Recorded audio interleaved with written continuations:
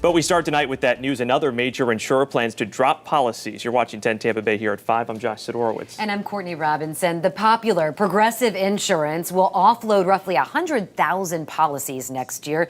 Progressive joins other insurers like Farmers and AAA, which in the past few months cut back on business. They say it's to reduce their risk in Florida, as the state already is dealing with a shaky insurance market, now taking more hits.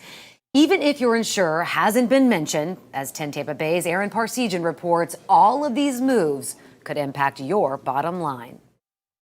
Progressive says it's not leaving the state, and Florida is an important part of their business. But the state's 8th largest home insurer still sending non-renewal notices to roughly half their customers. And that's after not renewing more than 50,000 policies last year. The Progressive decision just adds more instability to Florida's property insurance marketplace. When the first non-renewal notices go out in May of 2024, Progressive will begin dropping off nearly half their Florida home insurance business. In a statement, the company acknowledges it's not welcome news, but that it puts them in a better position for the long run, adding they are encouraged by recent reforms enacted by the legislature. Progressive has been steadily reducing its risk exposure here in Florida, and in its message to agents last Friday, it indicated it's still overexposed in Florida compared to the rest of the country, and it needs to cut back. Well, those impacted will get non-binding offers from new Florida-based insurer Loggerhead. Insurance industry expert Mark Friedlander says, while we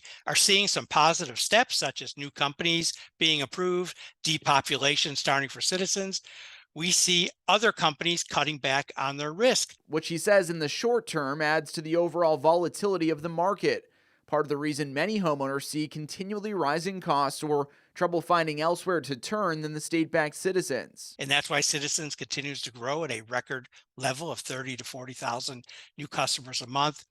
It makes it very challenging to get the market back to a stable position. For those with Progressive policies renewing before May 2024, it's likely you won't be impacted by this right away. The offload includes roughly 47,000 seasonal homes and 53,000 homes in high-risk or coastal areas. In studio, Aaron Parsegian, 10 Tampa Bay.